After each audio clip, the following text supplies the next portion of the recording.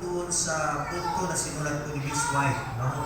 So, bigyan natin tayo nito o sa ganun ay napansin ko rin natin sa mensahe, napansin ko po na napakahalaga na hindi na po yung papaalala sa atin, kundi atin po itong sasauluhin, ating isa sa buhay, higit sa lahat ng mga punto nito. Sabi nito, communion service is a memorial. The Lord's Supper is a continuing memorial. So, napansin ko last time, na mas maaari at mas mainam na dapat sa atin, ano po, kung tayo ay sama-sama doon, tayo po ay mayroon sa kasena. Kasi tayo po ay araw-araw na nagkakasala. But in a sense, pagkandaan dito, ang ating Diyos ay nagkaloob sa atin ng mensahe as we partake all these emblems. Ito po ay nagkaloob sa atin ng tinatawag natin ng pag-alaala. Yun lang po yung ating mga patigampanin. No? Wala na iba. Pag-alaala, yun lang yung pinagkaloob sa atin ng Panginoon. Second point, the communion service is a way to remember Christ. Kanina maniwala po hindi pasayos. Na ating alalahanin si Kristo bago ang lahat. Sapagkat si Kristo at si Kristo ang siyang nagbigay sa atin ng kaparaanan upang tayo mapanumbalik sa Ama. As we partake in the communion service because this is how Christ asks us to remember Him. Ito po talaga yung tanging pinamamanig niya sa atin. No? Hinihiling niya sa atin na tayo po ay mag-partake bilang alaala. Number 3, the communion service is a way to experience God's love. Of course, napakahalaga. Sabi dito, inanap ni Kristo, ang communion service na ito po ay magsasalita sa ating pong mga senses. The love of God. So, sa ating paraw-araw na pamumuhay, lagi ko natin isipin. Tayo nabuhay, naglilingkod, nagkaloob, sapagkat inibig po tayo ng Diyos. Pangalawa sa paghuli, sabi ko dito, the communion service is a way to focus on Christ. The communion service was not to be a season of sorrowing. They are not to dwell upon the past religious experience, whether that experience has been elevating or decreasing. So sa umagang ito kapatid, pinapalalahanan tayo ng Diyos na kung saan sa Kanya pong pag-akay sa atin yung karanasan na atin pong naranasan doon ay hindi po magdadala sa atin kung sa sarili nating kalakasan, sa sarili nating pagbangon, but it's because of the love of Jesus alone. And then last, sabi po dito, the communion service is a way to experience communion with God. Communion with God is the life of the soul. So yun ang pinakahuli mapatid natin makatandaan na yung ating pakikiisa sa ating Diyos. Sa pag-alaala sa mga emblems na ito, wala naman po itong magic. Pero yung pag-alaala na yung pagparting natin sa mga emblems na ito ay nabigyan daan na tayo po'y nakikisa, nagpapasakop ng buo sa ating Panginoon.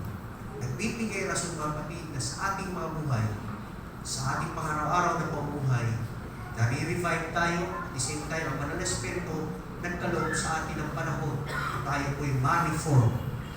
Ginagawa po ng Diyos yun. At yun, ang magbigay daan, mag-polish doon sa ating kaisipan as we partake of these emblems. Kaya sa hapong ito, maglilingkuran po tayo natin itong mga puting elder. Si Elder Joel po ang magbabasa sa talatang 24 at 25 na rin. At magkaloob po ng prayer ng ating puting elder from Citrus Church, si Elder Abel. At ang ating po mga diakonesa, sila po'y nakahanda na po maglingkod. So bago po natin tayo mapatid na buksan ang emblems na ito, ay pagkaloob natin ang pagbabasa kay Elder Joel.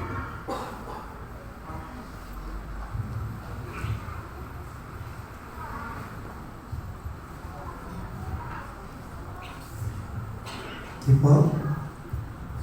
Dito po sa 1 Corinthians, unang Korinto, talatang 24 hanggang 25 po. Ang wika po ito sa 24. At nang siya'y makapagpasalamat, ito ay kanyang pinagputol-putol at sinabi, ito'y aking katawan na pinagputol-putol para sa inyo. Gawin ninyo ito sa pag-alaala sa akin. Talatang 25. Sa gayon ding paraan ay ginuha niya ang kopa pagkatapos maghapunan na sinasabi, ang kopang ito siyang bagong tipan sa aking Diyos. Gawin ninyo ito tuwing kayo iinom ito sa pagpaalaala sa akin. Inayaya ko po ang samahan kami sa pagluhod para po sa panalangin.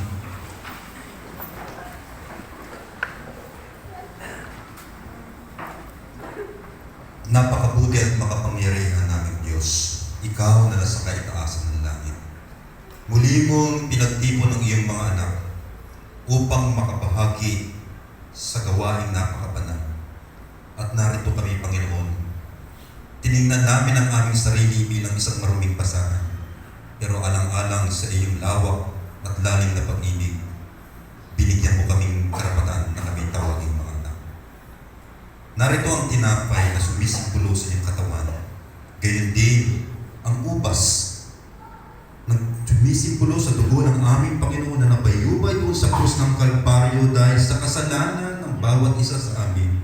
At ngayon, tatanggap kami nito, Panginoon, sa bisa ng iyong pag-ibig sa amin upang kami ngayon ay alalahanin mo na kami ay mga ligtas na. Nagpapasalamat kami, Panginoon, sa sakripisyo na iyong ipinagkaloob sa bawat isa upang kami ay magkaroon ng kaligtasan at ng buhay na walang hanggan. Ang aming pakiusap at panalangin, bago namin tanggapin ito, maunawaan na ang bawat isa sa amin ngayon ay tatanggap na merong malinis na puso at merong panibagong kaisipan na ipasasakop ang aming sarili at ang aming Panginoong Yesus ang mabubuhay sa bawat isa sa amin. Ito ang aming dalangin sa pangalan ng aming Panginoong Yesus. Amen.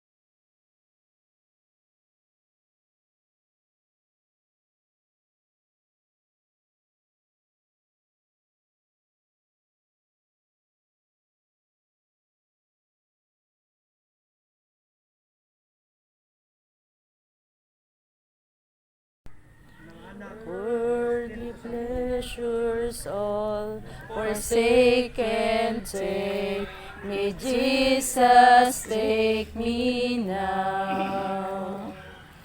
I surrender all.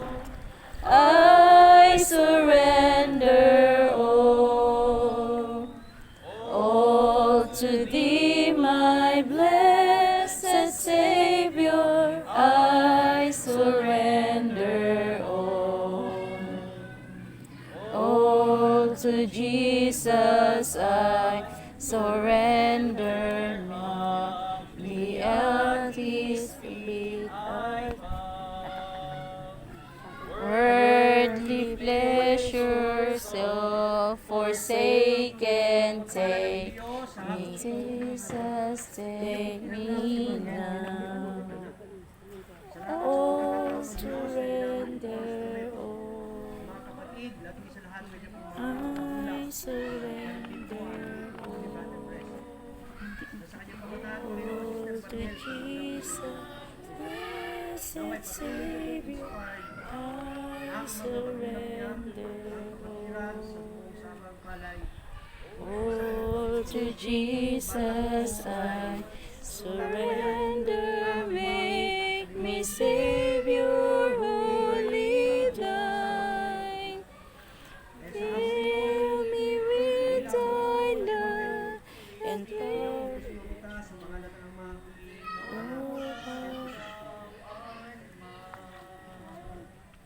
I surrender all. I surrender all.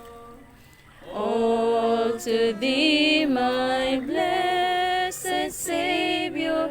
I surrender all. To Jesus I surrender all. I yield my sacred flame. Oh, the joy of full salvation. Oh, we glory to His name. I surrender all. I surrender all to Thee, my blessed Savior. I surrender all. Upang maunawaan ang batang ito. Kaya sa hapon ng Panginoon, nagagalak po niya sa talagang Malaglag ka. nadama ko na Nay, wala lang.